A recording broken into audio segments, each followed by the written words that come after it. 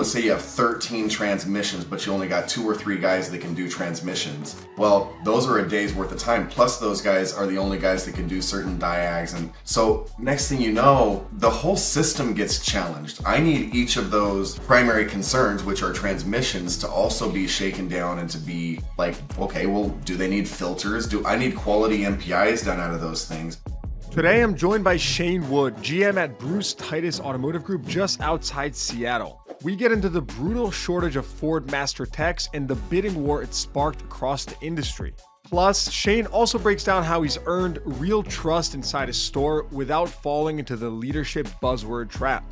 A big thank you to our sponsors for making this episode possible: Copart, Cox Automotive, and Nomad Content Studio. And now, let's get into the show.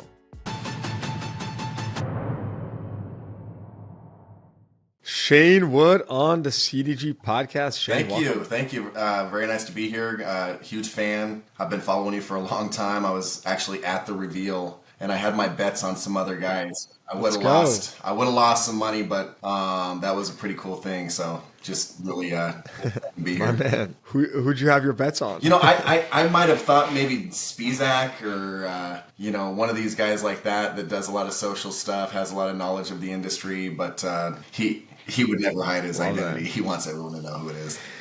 You know what's funny? The content creation. When I started Cardio Guy, it was like a full day just tweeting. That was initially. There was nothing else. It was just tweeting, right?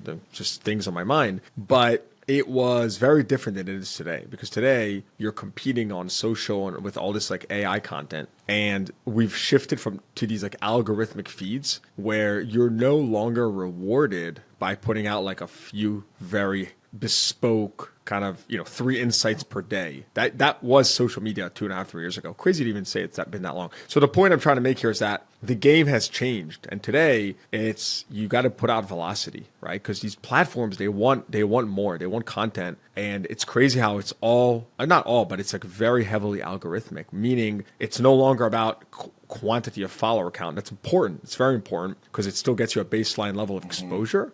And I know you have quite a few followers yourself, so we'll talk about why you lean into that. But it's also about quality of content, right? Do people find your stuff engaging? And then the platforms push it, and it's pretty incredible how this whole thing has changed in such a short period of time. Do you think that the quantity of content is or is it just the more you put out, the more chance something has quality and might catch? No, you gotta put out really good stuff. So like even with us, right? We are interviewing right now, including Daily Dealer Live. We're doing like 15 plus interviews per week, sometimes more because our newsletters.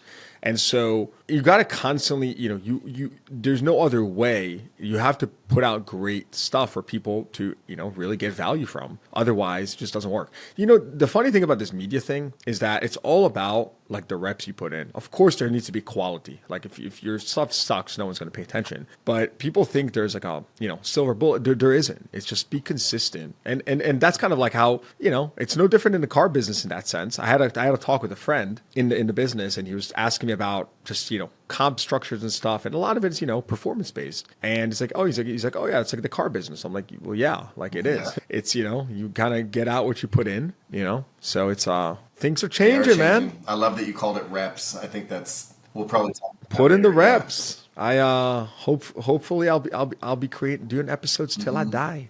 Yeah. So you gotta put in the reps and enjoy it. But I don't know, man. At the pace you're growing over here with 46 Salesperson of the Month awards, we might have to pause this podcast because you're about to receive another one.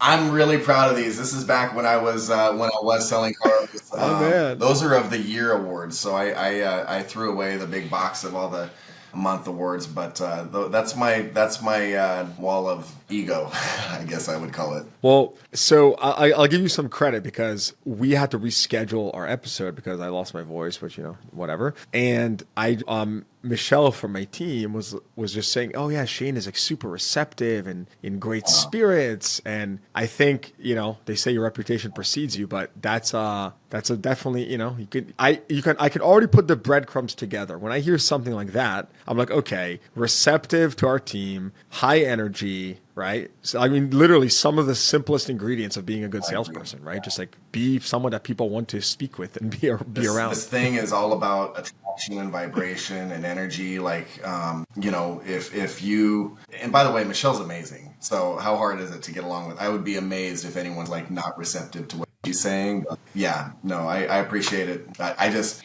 try not to rest on that stuff. There's a huge future in front of us that we need to focus on and put some new stuff on the wall that I haven't done in a while. So I gotta get something else done. Well, let's talk about it. So give us just a little bit about yourself. Who is Shane Wood for those that don't know? So Shane Wood, I think deep inside, I'm a guy that came from pretty humble beginnings. I'm didn't have a lot going on when I was young. My family didn't have a lot. We created a lot of problems, in fact, that we had to endure and weather. And foundationally, I think I come from a place of like adversity, and that has really propelled me in ways that I don't think it would have otherwise. It's always been something that's fueled me back when I was selling cars. And then beyond that, very disciplined, very growth oriented. I'm always trying to learn. I'm a reader. Right now I got Adam Warburg. Yeah, I was going to ask. I'm reading Adam Warburger's The Servant, leading the F&I manager. Really good. That's not just, by the way, not to plug Adam, but great book. And more of a textbook, like you can actually learn and grow a lot by reading that book. So, but I just try to stay disciplined and put hard things in front of me and keep growing. So that's kind of who I am. Shane, tell us a little bit about your growth trajectory in the business. How did you get started and how did you get to where you're at today? Today you are the GM of Port Orchard Ford in Washington State. So just give us a little kind of compressed timeline of your. So first I'll start with I was framing houses. I wanted to get out of the wet weather, putting logs up on the second floor. I remember getting like carpal tunnel on my hands, and so I answered an ad. The ad said wanted, apprentices needed, working with electrical modular equipment. And so I went into the ad, and it turned out to be Kirby vacuums. And this guy was all slick back hair, and he was like trying to sell me the job much more than he was trying to figure out if I was qualified for it, and turned me off. But I had a nice shirt on, I had a tie, and I'm thinking, well, there's dealerships around here. So I started applying and got a job at a Chevy store. At that Chevy store, I was there for 9 years. I was salesman of the year every year that I was there, and got my first manager job at CarPros Kia. CarPros is a national name. We were the number one volume Kia dealership in the nation for a long time. I don't know if they still are, but we were when I was there. So that was a really good place for me to learn volume and talk about reps. I learned a lot there. Went from there to a Mini Cooper dealership. I was the GSM there for about 4 years. It's back when Mini was hot. And then went from there back over to a little bit more local. I was commuting an hour and a half each way to do the to do the Mini Cooper thing, and came over here to a local auto group. Was there for about 4 years. Got a call. Interesting, this Bruce Titus Port Orchard Ford. I didn't know these people. Like I got a call from a guy. His name was Casey Bird, and I didn't know him. They knew me. And it turns out what they knew about me was, we were talking about media and social media. They just were like following me. I happened to have them on like friends list, and they're like, well, this guy's super positive. He seems to be doing some cool stuff. They did some phone calls to people that we had mutual connections with, and it kind of led them to me. And so when I talk to salespeople about the value of social, like you never know who's watching and how that's attracting someone. But yeah, I got this job back in 2019. We've done a lot of magical things. One of the most valuable was we've won 4 President's Clubs in a row. We're working on our 5th. And so all of that was just a massive culture shift, a massive standard lift. And it's been really valuable for us. Tell us more about that. What does it mean when you say win Ford's President's Club, right? Can you like explain that? What I want to, because I want to get to how you run your store, and what leads Sure. to that. This episode is brought to you by Cox Automotive. AI is flooding the auto industry, but without clean, connected data, for most dealers, it falls short. That's why Cox Automotive brings the signal through the noise, powering smarter decisions with real-time insights from 82 million car shoppers. It's not just a premium-grade fuel for your AI tools, but the ability to turn those insights into operational tactics on your lot. Ready to cut through the hype and see what AI can really do for your dealership? Download Cox Automotive's free guide to AI in auto retail. Just click the link in the show notes below. Yeah, so President's Club, how you win is you have to be the highest rated dealership from a survey perspective. Every franchise sends out surveys, so you have the highest CSI.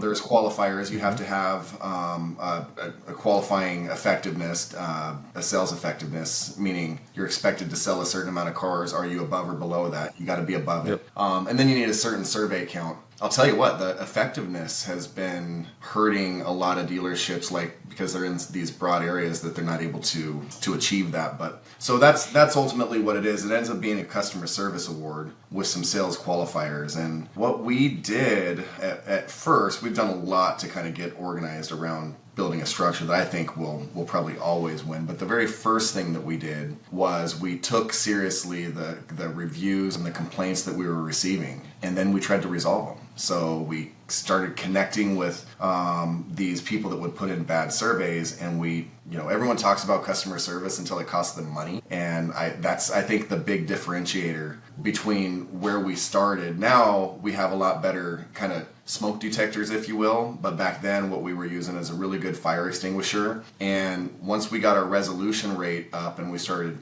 creating friends out of these enemies, we started getting a little better of getting in front of it and just making sure we had a good customer experience altogether. So let's break that down to a couple things. First of all, are you a reserve store, or do you handle these issues with customers kind of ad hoc? Meaning, do you keep reserve accounts for all your customers? How do you handle?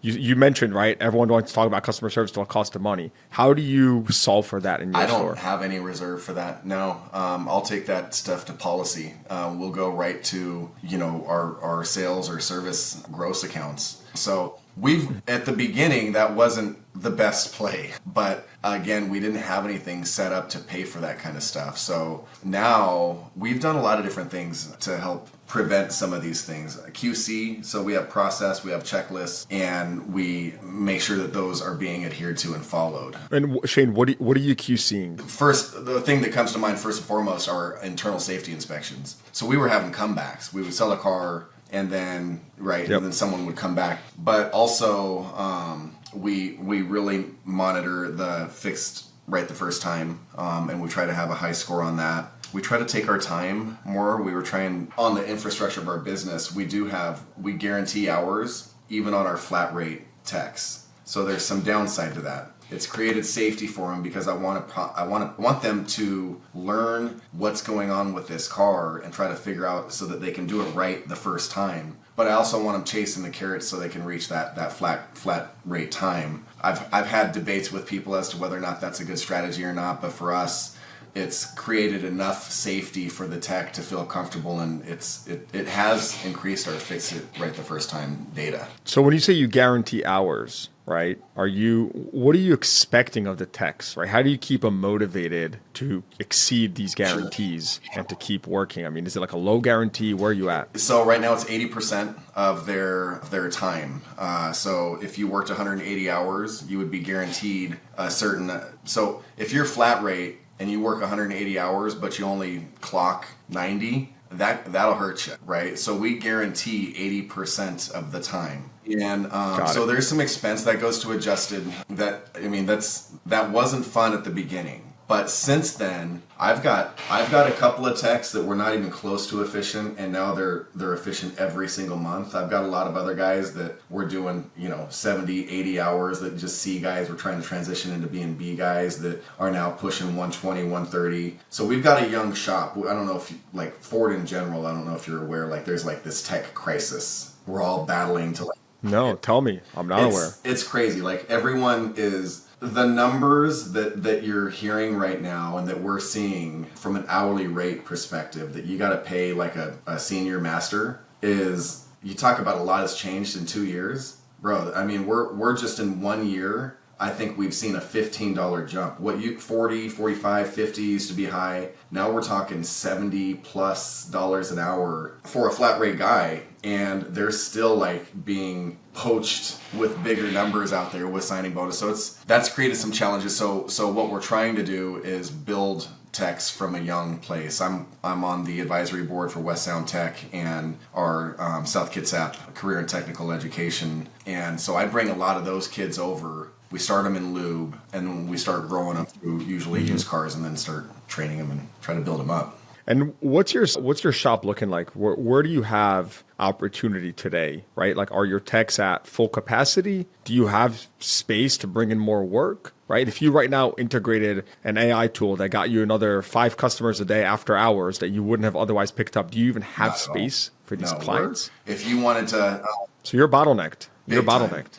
Big time. And so the biggest problem is, here's what happens. So when your work mix is diags and heavy stuff like transmissions and engines, what happens, you get bottleneck. Let's say you have 13 transmissions, but you only got 2 or 3 guys that can do transmissions. Well, those are a day's worth of time. Plus those guys are the only guys that can do certain diags. And so next thing you know, the whole system gets challenged. I need each of those primary concerns, which are transmissions, to also be shaken down and to be like, okay, well, do they need filters? Do I need quality MPIs done out of those things? But what happens is advisors are getting so pressed to get the one specific job done that they don't think, they're convinced that they don't have time to sell the profitable work that we need done to be able to make this all kind of make sense. Does that make sense? It does. I mean, if you're bottlenecked and, a customer comes and you can sell them a lot more, I get to a certain extent, you want to make them happy with their basic need. And I think advisors have a very tough job nowadays.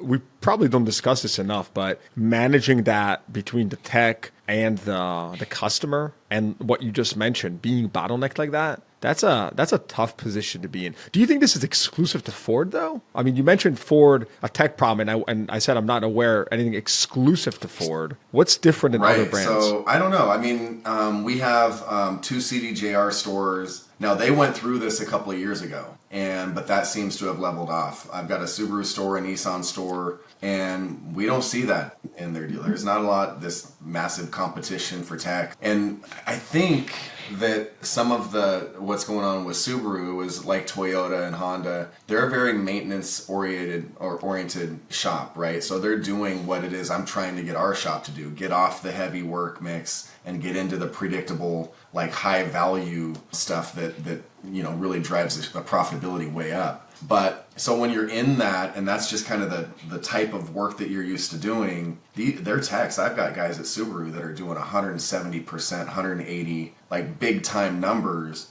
and they're just like doing maintenance, and it's definitely not the same job that they would have at the Ford store. Yeah, I wonder why though. I wonder if it's very regional to Could you. be, but I don't right? think so. Like I would love for Ford dealers who are listening to reach out to you, to me, just let us know what they're seeing. And there's many Ford dealers that listen. I'm just curious to see how this compares to other regions. Look, I love that you're leaning into, young techs out of school. Obviously, it's going to take time to develop them into, master techs and just continue growing through their career. So that's not an immediate solve. But how are you? So now let's zoom out, right? Service is bottlenecked from a human perspective or just labor perspective. How are you managing to grow the store? Right? Where are you putting emphasis today in your store? Yeah, well, first is throughput. So back to the shop for a second. Yeah, we've got these guys. I've got my guys that are efficient and they're rock stars, and they, you just let them have a bay or two and they kill it. But I've got probably 7 or 8 other guys that I need to try to find a way for them to get their efficiency and productivity up while they're learning. So that for me is the most important thing. And that, I say throughput, it may not be necessarily throughput, but it's optimizing each RO. So we're using True Video right now. I need these guys to be really thorough on True Video and getting these MPI sent to customers, and they sell them directly to the customer. Beyond that, I think used cars. And Shane, but what's the outcome of that? When you say we're using True Video, which I'm not familiar with that specific software. I understand what it is. It's just, video MPI software. You communicate at the customer. What's the actual outcome of this, right? Is it accelerate the process, increase conversion, all of the above? Like what's the takeaway? Yeah, so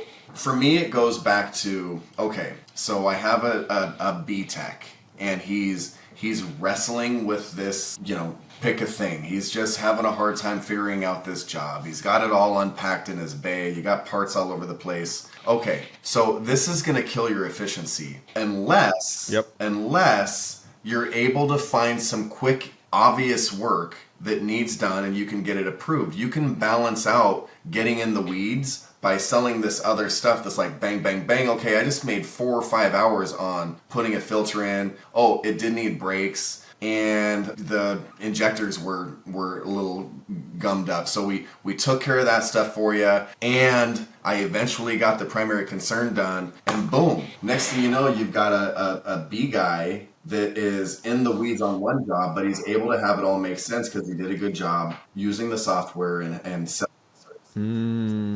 I love that. So you're basically saying, I got this thing taking up a lift, right? Let me get a quick approval on 1, 2, 3, 4, 5 quicker jobs. Meanwhile, I have the bigger job, but at least I'm still getting usage out of this lift. I'm just being more efficient. And your way of doing that is through video, which makes I think it's sense. 2 things. Real simple. If I can do quality MPIs on every single car consistently, I mean, it's all basics, right? Quality MPIs on every single car consistently, and I can get advisors to be able to sell that effectively. I'm presenting menus and I'm selling it effectively. Now, so I'm struggling with menus and advisors being that effective right now, just being honest. So what I've done was I focused on the MPIs, so the technician creating this video, and I auto send that to the customer. So it doesn't, no pause. It doesn't right away. Review it, shoot it out, and then send it with a phone call. No, but the advisor gets cued in on the video, so it goes to the customer. The advisor gets notified that this was sent. But then, I mean, there's times the customer's calling and saying, hey, I'm just calling about this MPI. And it's not a perfect process, but it's better than having an advisor never send the video, never review it, and then... Correct. I totally get it. You're taking the smart... I would do the same thing, because what you're saying is, look, let's just send it all. And then, Pareto, like 80% of the time, it'll be fine. Maybe 20% will have some error, but, perfect is the enemy of done, right? Just keep it going, and we'll... So... All right, I like this. I like it. Shane, do you have any mentors? Yeah, man, I do. I would consider David Long a mentor. I don't know if he knows that, but he knows it now. And he was just on Daily Deal Alive. By the way, that episode did numbers. So David Long and Tully from Nilo Group, shout out, because you guys, your episode, you did some numbers. That was a very impressive episode. Yeah. You should definitely I did listen to it. This episode is brought to you by Copart. At CDG, I talk to over 15 dealers a week, and nearly all of them say the same thing. They're getting more creative with how they source used cars. Why? Well, because inventory equals profitability. If that sounds like your store, pay attention. Starting Tuesday, June 17, Copart is launching a new national wholesale auction running every Tuesday and Thursday at 11 a.m. Central. It replaces the old Monday Copart Select Sale and combines fleet and finance inventory so you can find more of the vehicles you actually need all in one place. Check them out today by visiting copart.com/wholesale to learn more, or by clicking the link in the show notes below. So yeah, for me, I think it's important to surround yourself with people who are doing better than you, and David's certainly one of them. I know it's controversial. I'm a pretty big Andy guy. I'm a pretty big Andy Elliott guy. You either love him or you hate him. So they've got a bunch of people that I am pretty tight with, and we can bounce ideas off one another, and they can help me keep mindset in check. But what do you like about him? Well, I like that he brings a platform that is focused around the truth. And so what do I mean by the truth? Well, we've worked in environments in dealerships where you'll have salespeople, sometimes highly successful salespeople, but when you approach them with something like a common objective that they hear all the time and have for years, and you ask them, okay, I'm just looking, what do you got? What do you say? Or I got to think about it, or the price is too high, or that it's not enough for my trade, or the guys down the road gave me more, or any one of these objections that you as a professional hear every single day. And if you can't absolutely verbatim crush that for me right here, then the truth is, it's very simple. Let me ask you something. What's your name? Well, Shane. Okay. When were you born? What's your mom's name? Okay. What's the lyrics to Living on a Prayer? Okay, crazy. You know that song for some reason. But when it is relevant to your career, and these are things that you hear all the time, the truth is you haven't prioritized memorizing something that can work on Pareto, 80% of the people that you talk to, and effectively guide you in a much more consistent way. You've figured out to get past certain things and you've got a certain level of success. But the truth is you would have a higher level of success if you were willing to commit to memorizing, these scripts. And that's just one thing. The truth manifests itself in a lot of ways. Go ahead.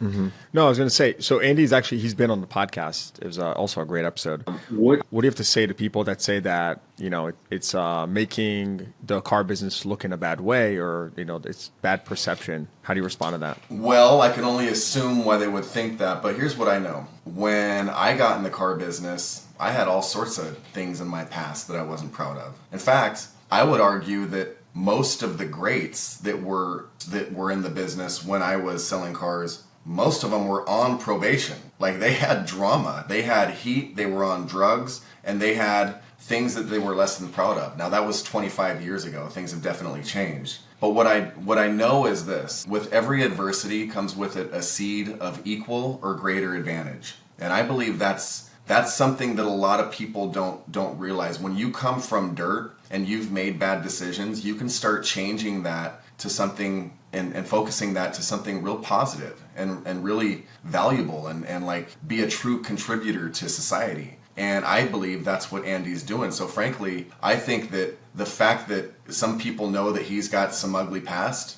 that's the truth. The truth is okay. The truth is, in fact, the only place that we can start from that has value. Anything less than that is ego, hubris, and bullshit. Right? So if we start with the truth and we expect from there growth and, upward trajectory, then, dude, it's all good. I don't care where you come from, as long as you're focused on being a good person now and you're here to serve. Do you deploy any sales training in your stores? Do you use his sales training? I'm curious, how you keep up in the variable side. We've done it all. All of my salespeople have been through Andy. We have been down to Arizona, done the workout and the training, and got the motivation and all the stuff. So everyone in our sales team has been through that. Our managers have been through it.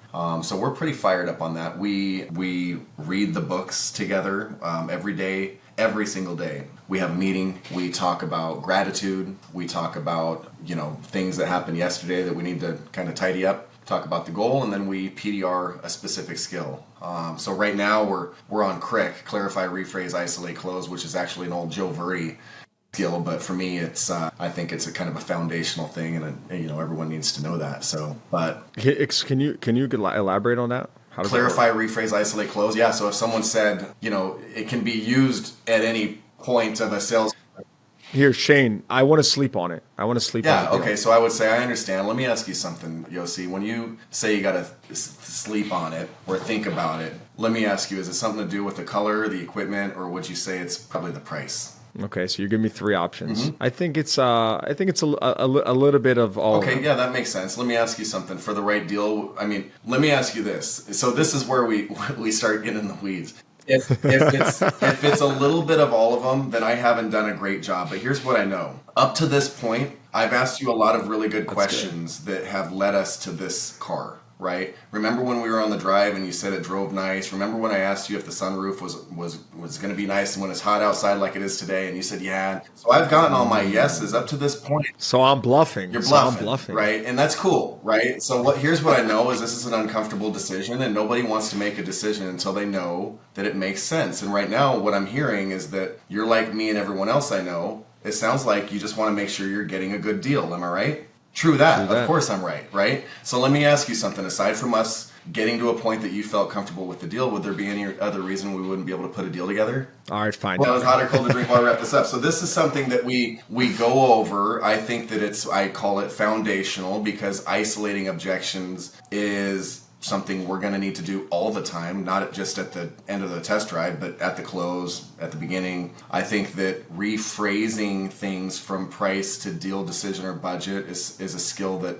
our vocabulary and our words matter. So yeah, we're working on that right now. So yeah, we do some training, but I'm not doing any like Alan Ram. We've done applied concepts phone training, and my guys are good at that. So we'll ring you and do that deal. Shane, tell me, how are you mentioned earlier that you lean into the, quote unquote bad reviews or whatnot. How are you leaning into them? Like, what does that mean to you? Well, have you ever seen Kitchen Nightmares? Okay, like Gordon Ramsay comes in and he points out to these restaurant owners, all these reviews. Your food sucked, the service was bad, and what you end up with, the response the owners are always you get is like they have such a thick ego, and they're so like they're just living a lie. And so they'll say it's not us. The food's great. It's the customer. They're idiots. And we've really tried to unpack every complaint. We call them. We try to figure out like what happened, what's going on. Don't get me wrong. Some customers are just complainers, right? I mean, you can throw the red carpet at them and they'll find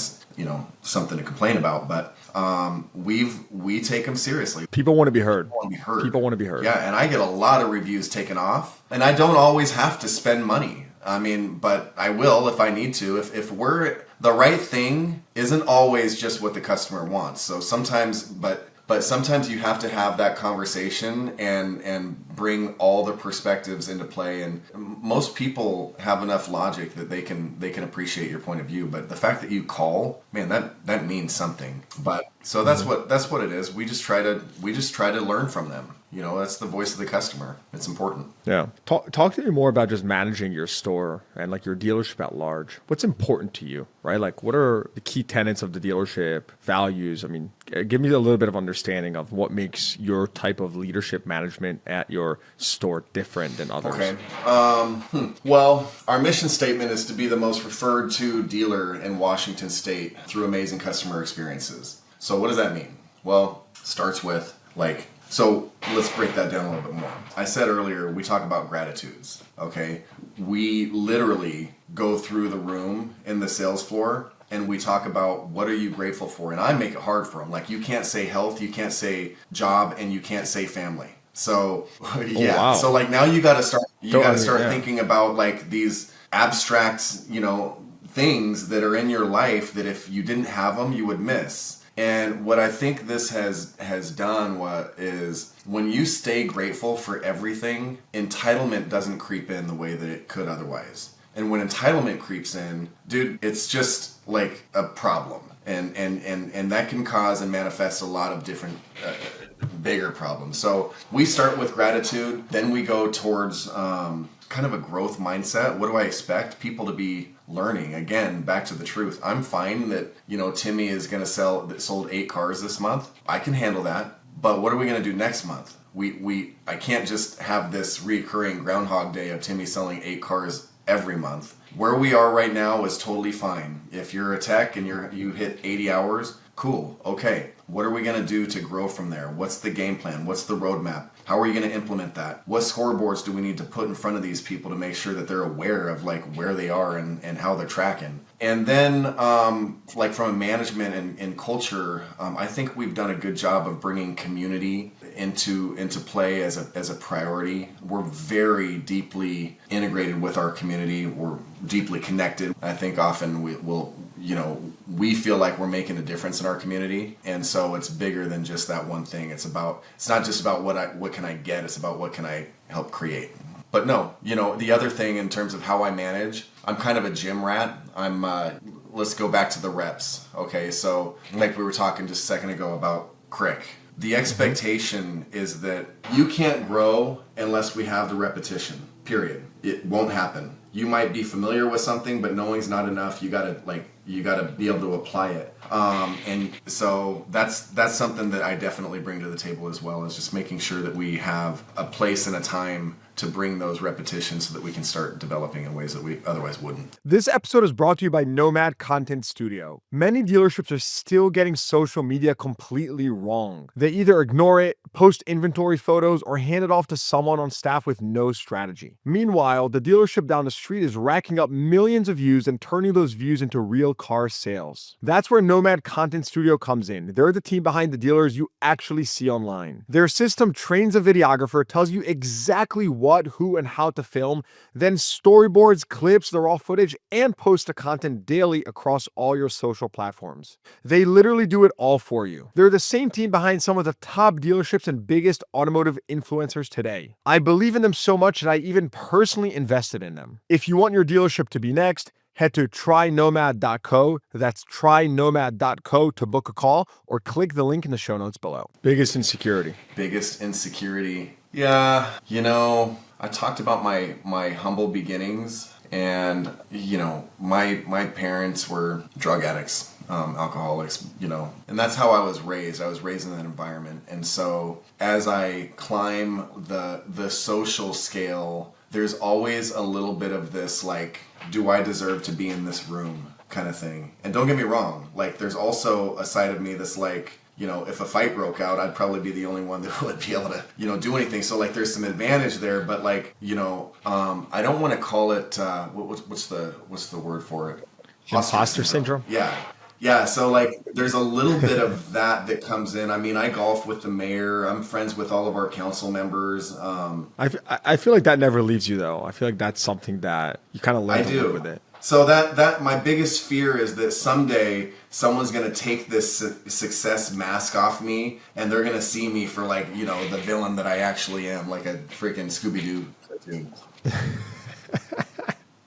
That's good. Oh man. Yeah, look, it's part of the journey, you know. You go and you grow, and you just keep I mean, I don't think anything, or even I like to say we are, you know, it's again car business, right? Yeah, you start every day, your scoreboard's at 0. And so if we're talking about from a business professional perspective, you know, you got to put in the work every single day. You start from scratch, you know, and it's no different than on my end, right? Every day we are creating new content, trying to create education for the industry and value. And as soon as that spigot stops, and hopefully never stops, then there's nothing. So it's I don't think that ever leaves you. But I respect that you acknowledge that. But you know what? While it might be a fear, the other side of that is it's a motivator. So to your point, you know, when I was selling cars, if I had a bad month, I always wanted to prove that it was a fluke. And if I had a good month, I always wanted to prove that it wasn't a fluke, right? That's good. And so, you know, this history that I have, which by the way is like over half my life ago, but it drives me, man. I want to be of value to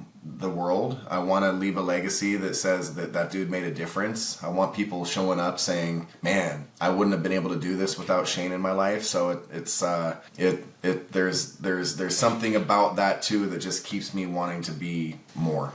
Let's transition the conversation here a bit to Ford. How do you feel about, you know, Ford has been moving from like the e-mix to more hybrid production. How do you feel about that? How is that, you know, impacting your messaging, your store? I think it's a smart pivot. I think it's better late than never. I think that we're going to see how demand-driven EV actually is if, as we start seeing some of these mandates peeled back, and or if we were just using tax dollars to, you know, fund a EV sales thing. So, but I like, I mean, I'll tell you what, the Power Boost is a great engine. Anything hybrid, I think they should be doing a lot more of. I'm in Washington, so we're a ZEB state.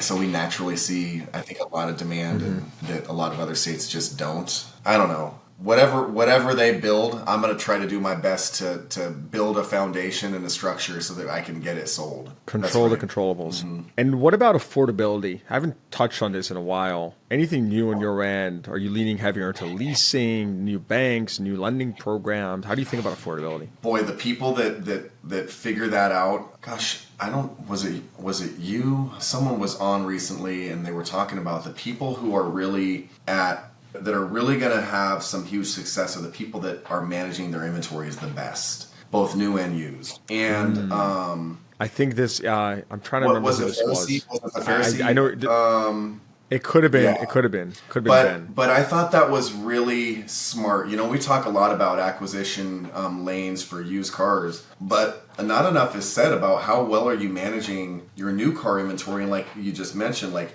even if you are forced to, if you're in a manufacturing situation where they only build expensive cars, how are you presenting that to be affordable to the public? Yes, we are definitely trying to lease and present leases as much as possible. I don't think the demographic around us is big on leases. I don't know if that's an us thing or a them thing, but we don't do a lot of leases.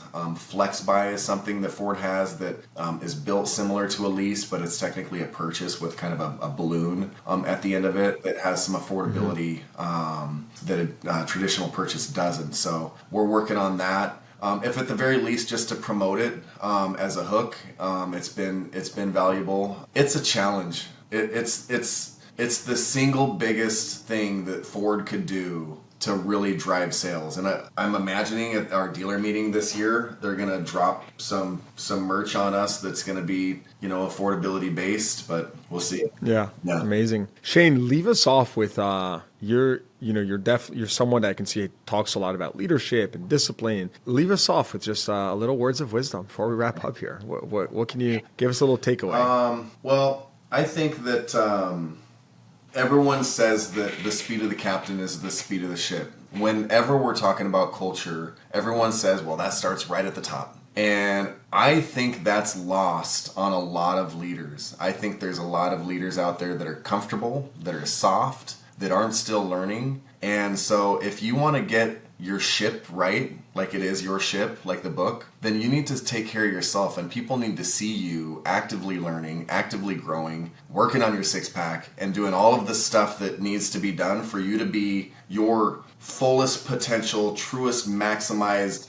badass self. And when you do that right, everyone else, it's crazy. They just start kind of falling in line, and the right people are attracted to you, and like it works so much better than being the lazy slug at the top, barking orders, having standards for everyone but yourself. Well said. Look at that. And I like you injected the working on your six-pack in there. I love that. My man. Shane Wood, appreciate you, man. This has been super interesting. And thanks so much for coming on and sharing everything with our audience. Absolutely. It was awesome. So much fun. Thank you for having me. Thank you, man. All right. Hope you enjoyed that episode. Please give the podcast a rating, consider subscribing to the show, and check the show notes for links to what we talked about. Thanks for tuning in. I'll see you guys next time.